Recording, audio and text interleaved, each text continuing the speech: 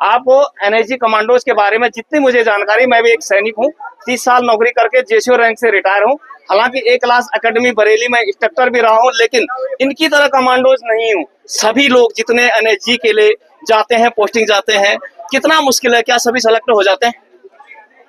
सब एनएसजी में जो कमांडो बनने के लिए जाता है जी, हर जवान जो है वो कमांडो बनना चाहता है जी, लेकिन इतनी कठिन परिश्रम और कठिन प्रकार के टेस्ट जो शारीरिक क्षमता को नापने दंड को पूरा करने में असमर्थ होते हैं, वो वहां से वापस अपनी पेरेंट्स यूनिट में आ जाते हैं। जो उन टेस्टों को पास करके आगे बढ़ता है वो कमांडो बनता है। जैसे 1000 वहां पर स्टूडेंट जाएंगे तो उनमें से अनफिट होकर के तकरीबन 500, 300, 400 वापस आई जाने हैं। वहाँ 400, 500 बच जाते हैं, जो 50% का रेशियो निकल के आता है तकरीबन। सबसे बड़ी चुनौती होती है सब जो हमारे बंधक बनाए हुए होस्टेज है उनको बचाना। प्रायोरिटी 1 होता है होस्टेज को जिंदा बचाना और टेररिस्ट को न्यूट्रलाइज करना। जी। तो इतनी भीड़ में 50, 100, 200 जब बंधक बनाए हुए उनके अंदर एक टेररिस्ट होगा, उसको मारना बहुत कठिन होता है। लेकिन कुछ एक सिखलाइयां होती हैं जो हम उसको आसानी से टेक्निक को इस्तेमाल करते हुए हम उसको न्यूट्रलाइज कर देते हैं और अपने स्टेज को जिंदा बचा लेते हैं। जय हिंद, नमस्कार, मैं हूं केस परिहार और आप देख रहे हैं परिहार विजय पथ। तो ये जनता इंटर कॉलेज नया गांव मलान है और बहुत पुराना स्कूल ये है। यहाँ से कई लोगों ने शिक्षा ली और अच्छे अच्छे पदों पर गए। इसी प्रकार से एक महावीर का, एक सूरवीर का अगर नाम लिया जाए, शहीद गजेंद्र सिंह अशोक चक्रा से नरीमन हाउस में 2008 में जिनकी शहादत हुई थी नरीमन हाउस में, और 2009 में राष्ट्रपति प्रतिभा देवी पाटिल महामहिम ने उनकी धर्मपत्नी को मरणोपरांत अशोक चक्रा से सम्मानित किया था। और वह देश का 60वां गणतंत्र दिवस भी था। तो ये इसलिए भी इम्पोर्टेंट है कि ये सामने जरा स्कूल की बिल्डिंग तक की तरफ लगाइए, बहुत पुराना स्कूल ये, और इस तरफ चारों तरफ जरा लगाइए। यह वह विद्यालय है जहां से शहीद गजेंद्र सिंह अशोक चक्रा जी ने अपनी बेसिक शिक्षा ली। शहीद गजेंद्र सिंह जी की मूर्ति का सामने लगाइए, अभी मूर्ति पर पर्दा पड़ा हुआ है। इनकी मूर्ति का अनावरण किया जाएगा और इस अनावरण में आए हुए तमाम पूर्व सैनिक, गौरव सेनानी और समाज सेवी और स्कूल के स्टाफ तथा एनएसजी से भी, जरा नजदीक लाइए, कैमरा नजदीक लाइए जरा, नेशनल सिक्योरिटी गार्ड। तो नया गांव अभी शहीद गजेंद्र सिंह अशोक चक्रा 51 SAG mother unit 10 para.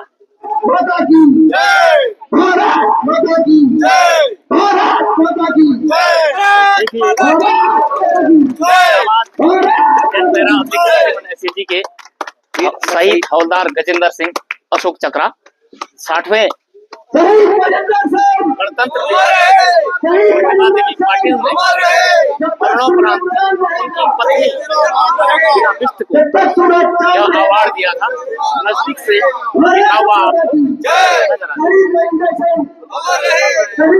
Special होता है black kit commandos special action group NSG, national security guard. Bharat सरकार ने उन्हें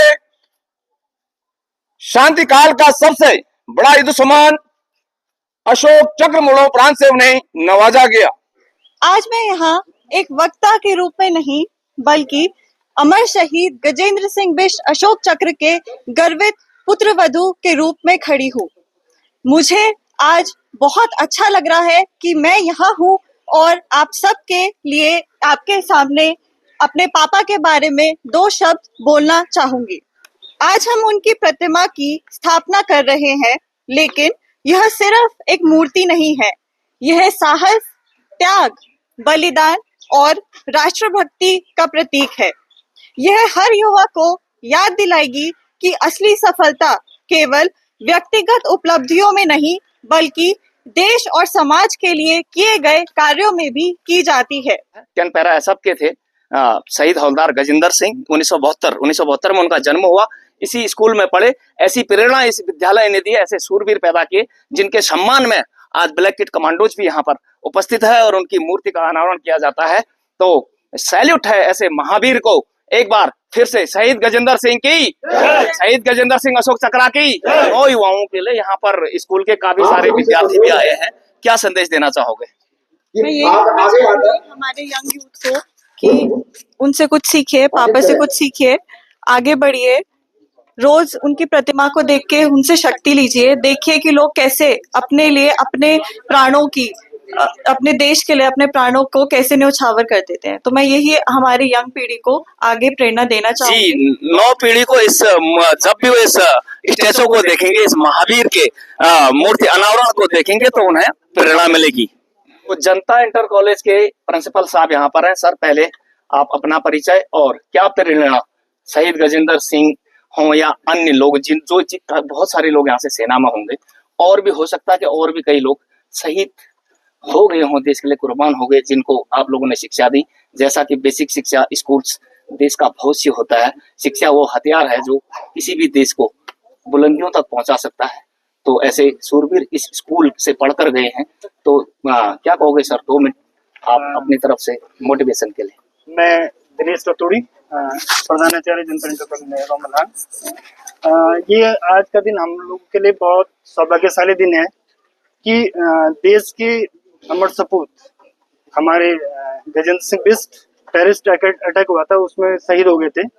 मैं अपनी ओर से अपने विद्यालय परिवार से उनको हार्दिक जो श्रद्धांजलि अर्पित करता हूँ। जैसा कि सभी को पता है कि ये जो विद्यालय है ये अपने आप में आर्मी का इसमें बहुत रिकॉर्ड रहा है, शहीद हुए हैं, ये इन बच्चों के लिए प्रेरणा के स्रोत हैं। और बस ये नहीं, हमारे यहाँ पे 6 और जी कमांडोज भी जो है यहाँ से पढ़ के गए हैं और वीरगति को देश के लिए कुर्बान हुए हैं, कारगिल शहीद हैं, कुछ अन्य ऑपरेशंस में भी हैं जी। तो हम लोगों ने बच्चों की प्रेरणा के लिए उन लोगों के जो है वो फोटोग्राफ्स अपने ऑफिस में लगाए हैं, जो बाहर से जी ऑफिस में फोटोग्राफ से हैं। अन्य लोगों ने भी विभिन्न ऑपरेशनों में बलिदान दिया है, देश सेवा की है। जो ठीक बच गया उसका भाग्य, लेकिन खतरा हर समय, ट्रेनिंग हो या युद्ध, हर समय फेस टू फेस गोलियां नहीं लगती फौज में। मौसमी हालात, ट्रेनिंग का स्तर और विभिन्न प्रकार की इस प्रकार की सिचुएशन होती हैं कि कैसे भी शहीद हो सकते हैं। तो यहाँ पर एनएसजी के कमांडो बहुत सारे आ रखे हैं। पहले आपसे एक अंतिम सवाल, क्या सेना की तरफ से, देश की तरफ से, डिफेंस की तरफ से कोई फंड अलॉटेड होता है इसके लिए, या फिर निजी स्तर पर आप संस्थाओं ने या इलाके के लोगों ने ये सब का खर्च उठाया? ये जो मूर्ति का अनावरण हो रहा है, ये तो जैसे मुझे बताया गया है कि एनएसजी नहीं इसमें सारा खर्चा उठाया है। 51 एसएजी जी, इसमें आर्मी एनएसजी ने पूरा खर्चा उठाया है इसका पूरे आज तक के प्रोग्राम तक के लिए। पर जो अन्य जो हम लोगों ने अन्य जो शहीद हैं हमारे, तन मन धन से जो भी योगदान किया वो करते हैं, उनके लिए करते हैं। आप एनएसजी कमांडोज के बारे में जितनी मुझे जानकारी, मैं भी एक सैनिक हूँ, 30 साल नौकरी करके जेसीओ रैंक से रिटायर हूँ। हालांकि A क्लास अकेडमी बरेली में इंस्ट्रक्टर भी रहा हूँ, लेकिन इनकी तरह कमांडोज नहीं हूँ। कमांडोज कोई बनता है। दूसरी बात, कमांडोज में सिर्फ सेनानी, पैरामिलिट्री फोर्सेज और सेंट्रल आर्म्ड पुलिस फोर्सेज भी जाते हैं, तो उनकी समरूपता बनाए रखने के लिए, जैसे आप देख रहे हैं, सूबेदार रैंक फौज में कहते हैं और एनएसजी में जाकर 3 स्टार पहनाते हैं। नायब सूबेदार रैंक को 2 स्टार पहनाया जाता है, इक्वालिटी के लिए, समानता के लिए, समरूपता के लिए। 8th CPC से भी मेरी गुजारिश है और मैंने एनोमली लिखी भी है कि क्यों ना वास्तव में 2 स्टार क्यों नहीं दे सकते? क्या JNK में ऑपरेशन नहीं करते हैं? ईस्ट में क्या ITBP के साथ ऑपरेशन नहीं करते? क्या बॉर्डर पर BSF नहीं है? या अंदरूनी हालतों से निपटने के लिए जो इक्वलिटी यहाँ पर इतने अच्छे ट्रेनिंग शुदा लोगों को दी जा रही है, तो आम हालत में स्टार देने में दिक्कत क्या है? खैर, ये अंदर का प्रश्न है। लेकिन अभी रणधीर साहब मेरे रैंक के यहाँ पर हैं, मैं इनसे पूछना चाहता हूँ, क्या सर सभी लोग जितने एनएसजी के लिए जाते हैं, पोस्टिंग जाते हैं, कितना मुश्किल है? क्या सभी सेलेक्ट हो जाते हैं? सब एनएसजी में जो कमांडो बनने के लिए जाता है जी, हर जवान जो है वो कमांडो बनना चाहता है जी, लेकिन इतनी कठिन परिश्रम और कठिन प्रकार के टेस्ट, जो शारीरिक क्षमता को नापने, दंड को पूरा करने में असमर्थ होते हैं, वो वहां से वापस अपनी पेरेंट्स यूनिट में आ जाते हैं।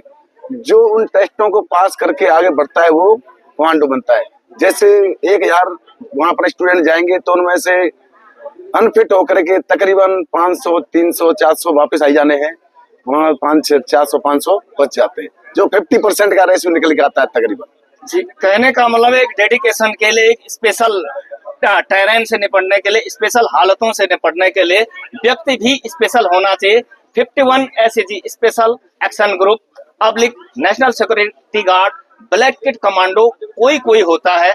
ऑपरेशन सभी सैनिक करते हैं, ऐसा नहीं कि बलिदान किसी का कम आका जाए, शामिल मैं भी हूँ।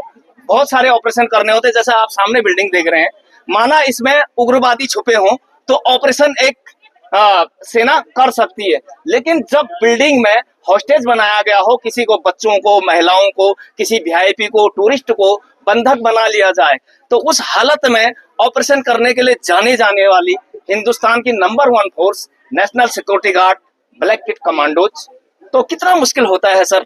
एक तो हॉस्टेज को बचाना भी है, नुकसान भी कम से कम होना है, और टेररिस्ट को या तो कैप्चर करना है या मार डालना है। तो इस प्रकार की ट्रेनिंग के बारे में अंदर की बातें तो नहीं बतानी, लेकिन कितना मुश्किल है ये सबकी समझ आ जाए। सबसे बड़ी चुनौती होती है सब जो हमारे बंधक बनाए हुए हॉस्टेज है उनको बचाना।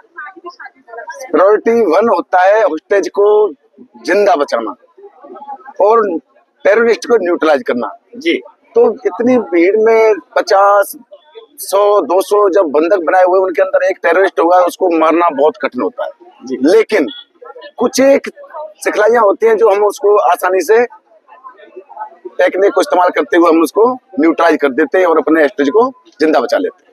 जी, तो यहाँ पर एनएसजी कमांडोज शहीद गजेंद्र सिंह जो 51 एसएजी में थे, 10 पैरा से बिलोंग करते थे, तो ये देश का सम्मान है। जब भी कठिन परिस्थितियां आती हैं, ऐसे कमांडोज या सेना का सहारा लिया जाता है, चाहे वो बाढ़ राहत हो या जैसे सुरंग में उत्तरकाशी में दब गए थे, आखिर में उन्हें इंजीनियर फोर्स ने उनको बचाया। तब जब सारी योजनाएं फेल हो जाते हैं, सारे प्रशासन फेल हो जाते हैं, सारे एडमिनिस्ट्रेशन फेल हो जाता है, तो सेना वहां पर सफलतम rescue operation, rescue relief operation, aid to civil authority हो या कन्वेंशनल वार हो या इस प्रकार से अंतर विद्रोहिता की क्रूशियल स्टेज की लड़ाई, जिस प्रकार का बयान यहाँ पर हो चुका है, वो एक सम्मान की बात है। देश के हर एक नागरिक को, हर जनता को, हर किसी को और सरकार को विशेष तौर से इन चीजों की वैल्यू देना चाहिए। और अंत में अपनी बात कहूंगा कि इन सब की 60 साल नौकरी किसी की नहीं है। आधे तो टूट फूट नौकरी के दौरान ही जाते, काम बहुत कठिन है।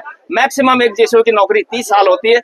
एक शॉर्ट सर्विस के कारण जो जब उनके बच्चे बड़े हो रहे होते हैं तब उनको रिटायर कर दिया जाता है, उस परिस्थितियों से वो कैसे निपटेंगे, सेकेंडरी जॉब क्या होगा, बच्चों का पालन पोषण, जब सबसे ज्यादा जब किसी की शादी हो रही होगी, किसी का स्कूल का खर्च उठाना होगा, कोई कॉलेज कर रहा होगा, कोई डिग्री ले रहा हो, उस समय ये सब सेना से जो आपको हीरोज नजर आ रहे हैं, इन सबको रिटायर कर दिया जाएगा। इसलिए भारत सरकार से गुजारिश की जाती है कि आने वाले 8th CPC में इस प्रकार की पॉलिसी लाए ताकि राहत से इनका से सेकेंडरी और क्रूशियल जिंदगी की सेकंड पारी, रिटायर पारी आराम से निकले।